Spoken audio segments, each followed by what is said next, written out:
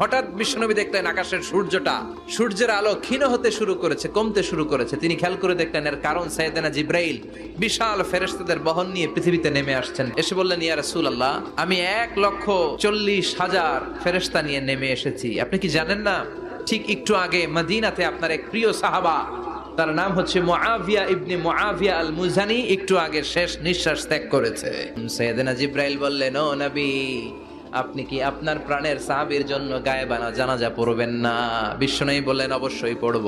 সাহাবীদের মধ্যে ঘোষণা দিলেন, ও সাহাবারা, তোমাদের ভাই মুআবিয়া ইবনে মুআবিয়া আল মুজানি কিছুক্ষণ আগে মদিনাতে ইন্তেকাল করেছে।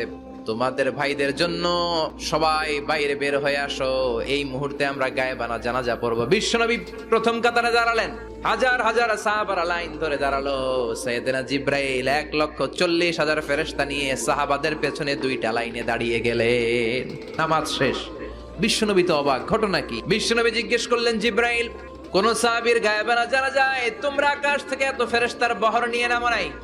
কি এমন আমল করেছে আমার মুআবিয়া, যার কারণে 1,40,000 ফেরেশতার বহর নিয়ে তোমরা দুনিয়াতে নেমে এসেছো?